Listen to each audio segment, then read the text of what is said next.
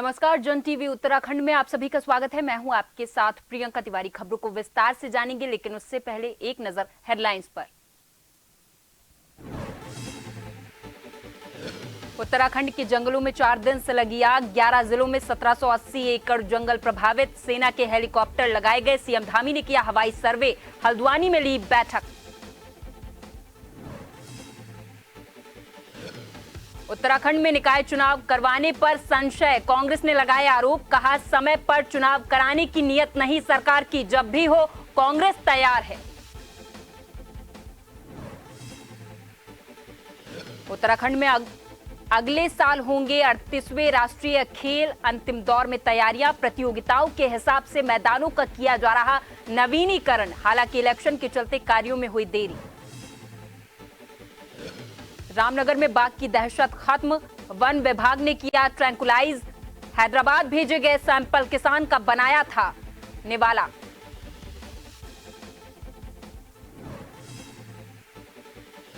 और उत्तराखंड में बढ़े बिजली के दाम। चुनाव खत्म होते ही उपभोक्ताओं को झटका। 7% तक महंगी हुई बिजली। जीएमवीएन के पूर्व उपाध्यक्ष ने भी उठाए सवाल।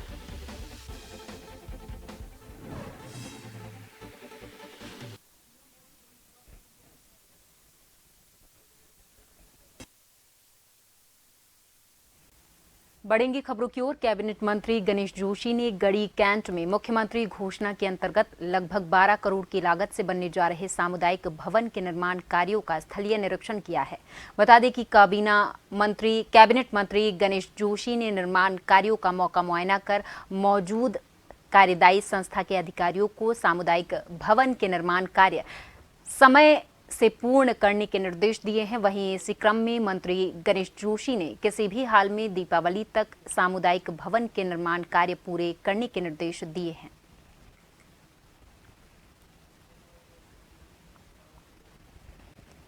भाजपा ने ईवीएम पर सुप्रीम कोर्ट के निर्णय का स्वागत करते हुए कहा कि विपक्ष से हार के नए बहाने तलाशने की विपक्ष को सलाह दी है।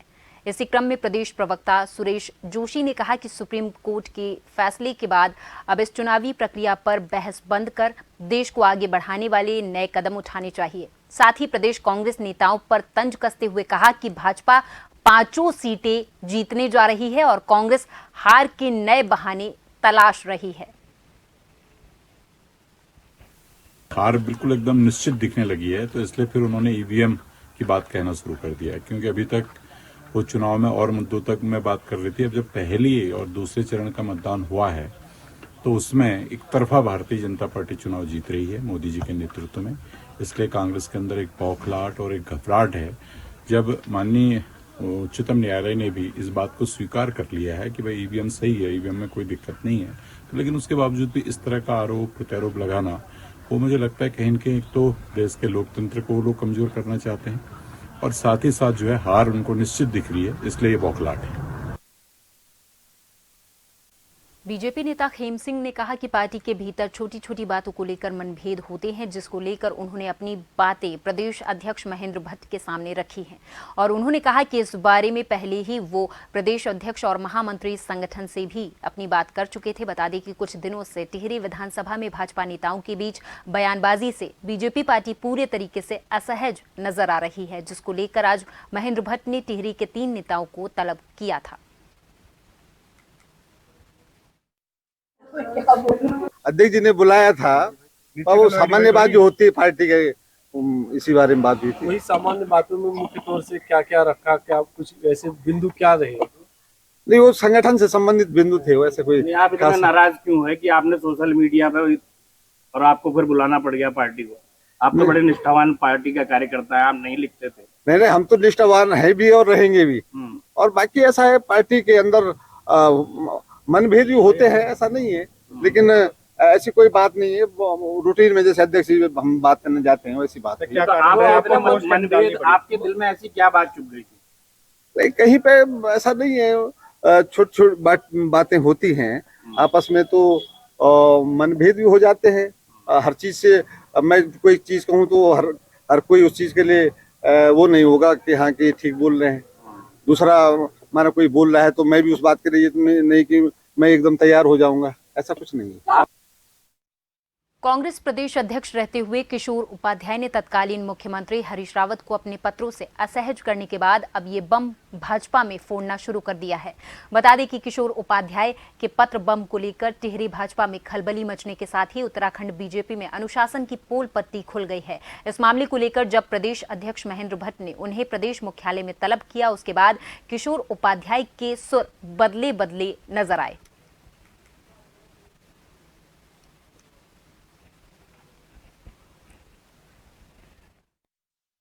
तो ये जो तलब करना, ये करना, कोई भी आदमी, कोई अपराधी थोड़ी है कि कोर्ट तलब करेगा, पुलिस तलब करेगी।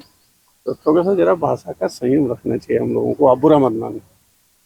आज अध्यक्ष जी का मैं आभारी हूँ। उन्होंने हमारी जो लोकसभा का चुनाव हुआ उसमें हम लोगों का क्या आकलन है, मुझे तो इस बारे में उन्होंने बुलाया था और मैंने जो हमारी टिहरी विधानसभा और आसपास की विधानसभाएं हैं उसका आकलन उनको बताया। तो इतनी हमारी बात हुई है। अब तलब वाली बात किसने की, क्या की, ये तो भैया आप लोगों को ज़्यादा जानकारी होगी कि जहाँ न पहुँचे रवि वहाँ पहुँचे कवि, और जहाँ न पहुँचे कवि वहाँ पहुँचे पत्र। भाजपा ने अनुशासनहीनता और जुबानी जंग पर पूर्व मंत्री और 2 विधायकों सहित कुल 5 नेताओं को जवाब तलब किया है। 5 नेता अपना पक्ष रखने भाजपा मुख्यालय में पहुंचे थे। बता दें कि मीडिया से मुखातिब भाजपा प्रदेश अध्यक्ष महेंद्र भट्ट ने कहा कि सभी को दायरे में रहने की हिदायत दी गई है और कहा है कि ये भी बताया गया है कि अपनी बात पार्टी फोरम में रखें। वहीं उन्होंने कहा कि ये भी बताया गया है कि सार्वजनिक रूप से किसी भी कार्यकर्ता, चाहे वो पुराना हो या नया, उसे बर्दाश्त नहीं किया जाएगा।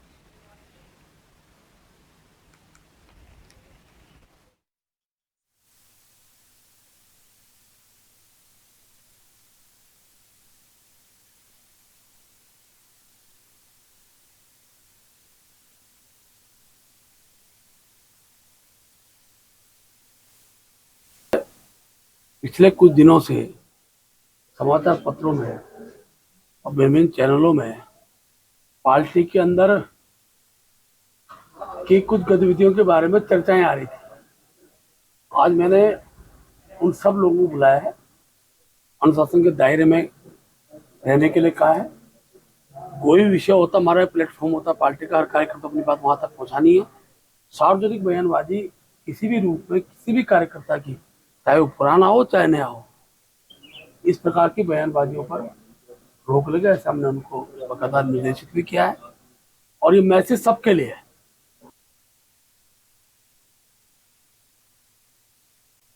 खानपुर से निर्दलीय विधायक उमेश कुमार ने स्वराज सेवा दल के अध्यक्ष के उस बयान पर करारा हमला बोला है जिसमें उन्होंने कहा था कि उमेश कुमार बाहर से आकर राजनीति कर रहे हैं। शनिवार रात हर की पौड़ी के मालवीय घाट पर आयोजित प्रसिद्ध भजन गायक कुमार विश्वास के कार्यक्रम में पहुंचे उमेश कुमार ने पत्रकारों से बातचीत की है। इस दौरान उन्होंने स्वराज दल के राष्ट्रीय अध्यक्ष रमेश जोशी को गली का छुटभया नेता बताते हुए कहा कि ऐसे गली के नेताओं से उनकी सेहत पर कोई फर्क नहीं पड़ता।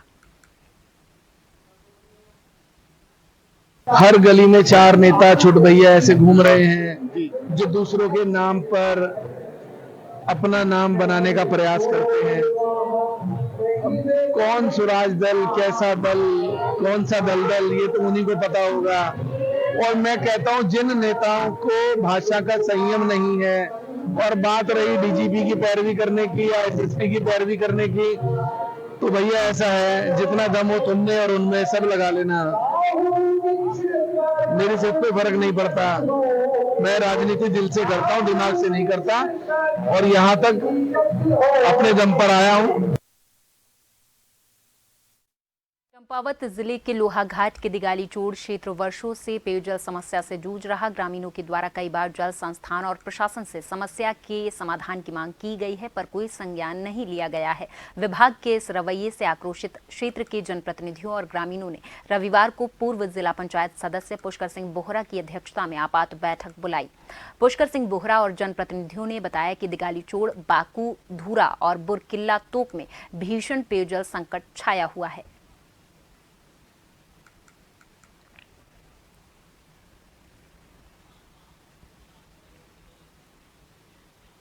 मानाकोट माँ भगवती के पावन स्थली में हमारी मानाकोट की समिति थी। पानी को लेके एक बैठक का आयोजन किया गया है, जिसमें क्षेत्र में हैंडपंप हमारे सारे सूखे पड़े हैं, और पानी की बहुत ज़्यादा दिक्कत हो रही है। तो इसको लेके हमने हमारे समिति ने एक रणनीति तय कर रखी है कि पानी है तो सब कुछ है, पानी नहीं है तो कुछ नहीं है। तो इस पानी को लेके आज हमने ये निष्कर्ष निकाला है कि हम कल एसडीएम से मिलने के लिए जा रहे हैं। 3 बजे का टाइम भी ले लिया है। विगत कई सालों से हम लोग पेयजल संकट से यहाँ पर जूझ रहे हैं और हम लोग प्रयासरत हैं, और जब भी हम लोग प्रयास करते हैं थोड़ा सा उसका क्रियान्वयन होता है। जैसे हम लोग देख रहे हैं पिछले 1 साल से हमारे हैंडपम्प बंद हुए हैं।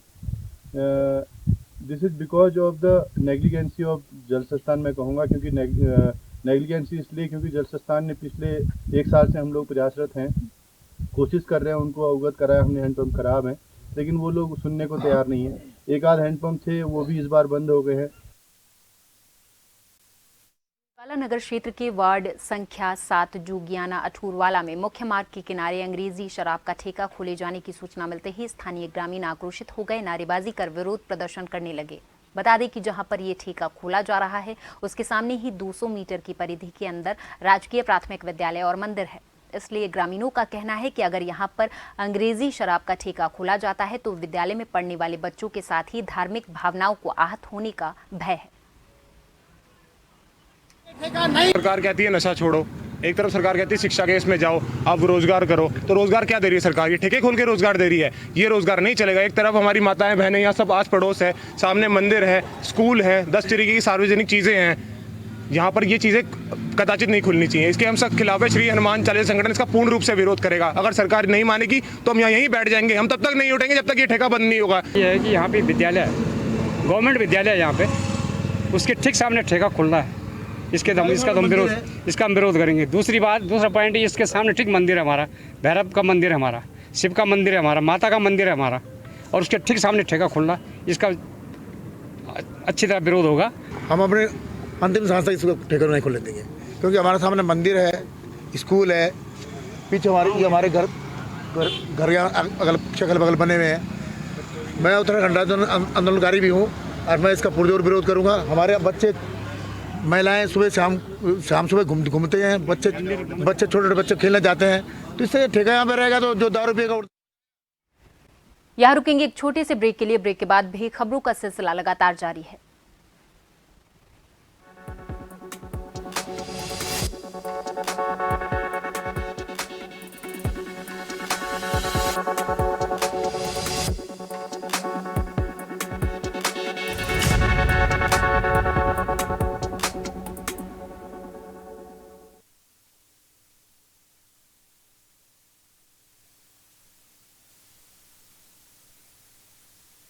गई है।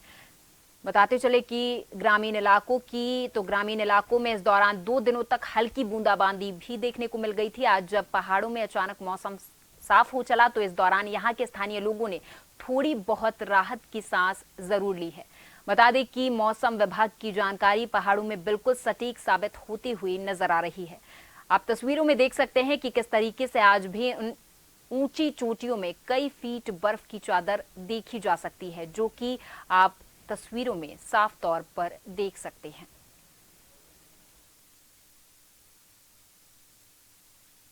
दो दिनों की बर्फबारी के बाद अब पहाड़ों में मौसम साफ हो चला है। आपको बता दें कई फीट बर्फ की चादर आज भी इन ऊंची चोटियों में देखी जा सकती है। वहीं मैं आपको तस्वीरों में के माध्यम से दिखाना चाहता हूं। मैं जरा कैमरामैन साथी से जरा गुजारिश करूंगा कि जरा इन ऊंची चोटियों को अपने कैमरे में कैद करने की कोशिश करें। देख सकते हैं आप इन ऊंची चोटियों में किस तरीके से बर्फ की चादर बिछी हुई है। हालांकि आज पहाड़ों में चटक धूप खिल चुकी है, लेकिन आप देख सकते हैं इसके बावजूद भी ऊंची चोटियां किस तरीके से यहाँ पर चांदी की तरह चमकती हुई नजर आ रही है। वहीं बात करें ग्रामीण इलाकों की, तो ग्रामीण इलाकों में इस दौरान हल्की बूंदाबांदी भी देखने को मिली थी। कैमरामैन साथी आदित्य भंडारी के साथ नवीन सिंह जोशी। उत्तराखंड के जंगलों में लगी भीषण आग ने प्रदेश के गढ़वाल और कुमाऊं क्षेत्र में विकराल रूप ले लिया है। हालात इतने बदतर हो गए कि मुख्यमंत्री पुष्कर सिंह धामी ने वनाग्नि से निपटने के लिए सेना की मदद मांग ली है, जिसके बाद वायुसेना के 17 हेलीकॉप्टर ने मोर्चा संभालते हुए प्रभावित वन क्षेत्र में रेस्क्यू शुरू कर दिया है। बता दें कि वनाग्नि के चलते उत्तराखंड के कुमाऊं के वन क्षेत्र सबसे ज्यादा प्रभावित हैं, जिसको देखते हुए मुख्यमंत्री पुष्कर सिंह धामी ने शनिवार को हल्द्वानी में कुमाऊं कमिश्नर और वन विभाग के अधिकारियों के साथ वनाग्नि से निपटने के लिए की जा रही तैयारियों की समीक्षा बैठक की। इस बैठक में मुख्यमंत्री ने सभी अधिकारियों को निर्देश देते हुए कहा कि वनाग्नि से संबंधित कोई भी बैठक देहरादून में होती है तो सभी अधिकारी बैठक में वर्चुअल कॉन्फ्रेंसिंग के जरिए जरूर जुड़े। इसके साथ ही मुख्यमंत्री ने सभी वनकर्मियों की छुट्टी को रद्द करते हुए कहा कि केवल मेडिकल के लिए ही छुट्टी दी जा सकेगी।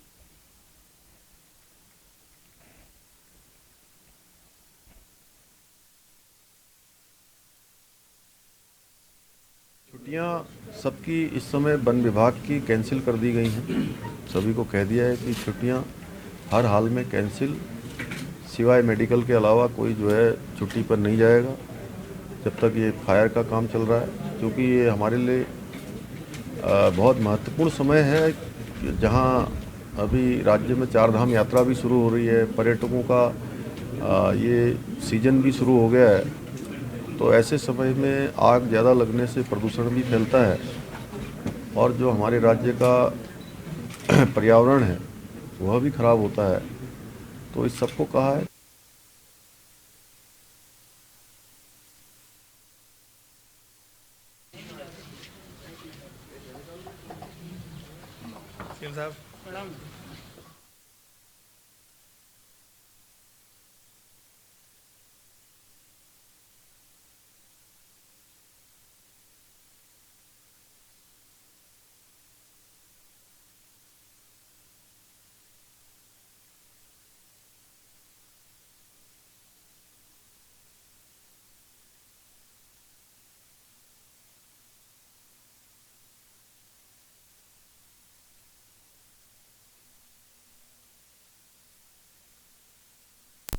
उत्तराखंड में वन विभाग जंगलों की आग को लेकर बड़ी चुनौती से जूझ रहा। गढ़वाल से लेकर कुमाऊं के जंगल धू धू कर जल रहे। वहीं वन विभाग आगजनी की चुनौतियों को देखते हुए अब शरारती तत्वों से कड़ाई के साथ निपटने का फैसला कर चुका है। दरअसल उत्तराखंड में वन विभाग ने अब तक 196 केस दर्ज किए। ये केस जंगलों में आग लगाने वालों के खिलाफ दर्ज किए गए हैं। इसमें कुल 23 आग की घटनाएं ऐसी हैं जिन्हें लगाने वालों का वन विभाग ने पता लगा लिया है। इन मामलों में कुल 29 लोगों को नामजद भी किया गया है।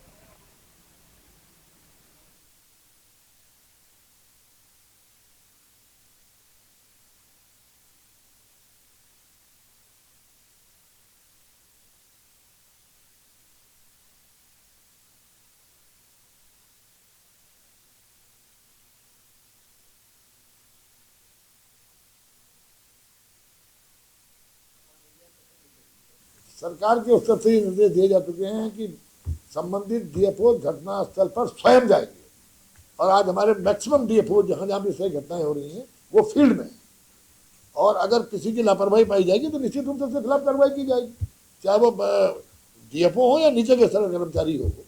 जिसको भी ये माना जाएगा जिसने लापरवाही से काम किया उसके खिलाफ कार्रवाई की जाएगी।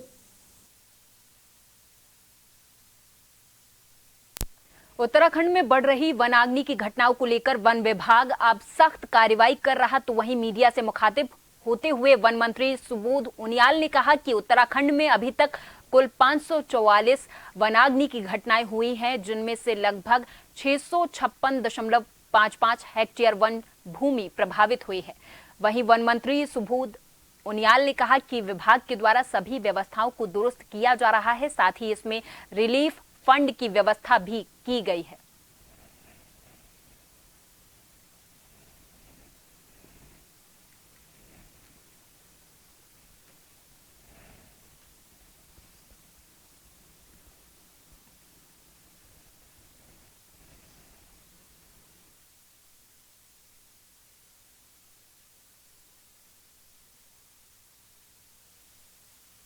देखिए, इस समय शासन इसको लेके बहुत गंभीर है और सरकार ने ये भी निर्णय लिया है कि, क्योंकि आपने देखा था कि विगत वर्षों में सरकार ने निर्णय लिया था कि पहली बार इस राज्य में जिलाधिकारी की अध्यक्षता में वनाग्नि प्रबंधन समितियां हर जनपद में बनाई गई थी और चीफ सेक्रेटरी की अध्यक्षता में प्रदेश में बनाई गई थी।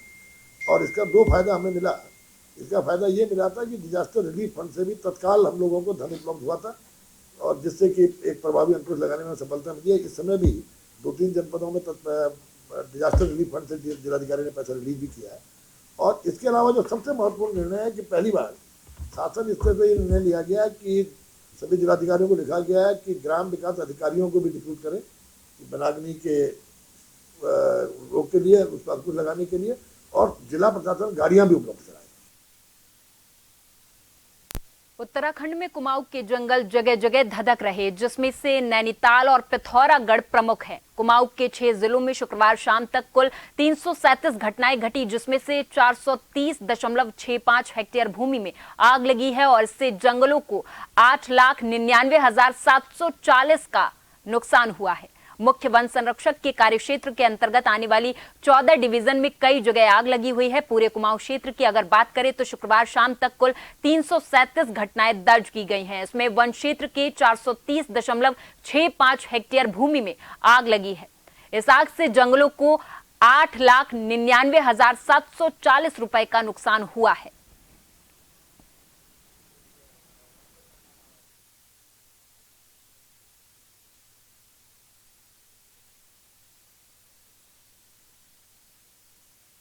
और इसी के साथ इस बुलेटिन में मेरे साथ बस इतना ही। आप देखते रहें जन टीवी। नमस्कार।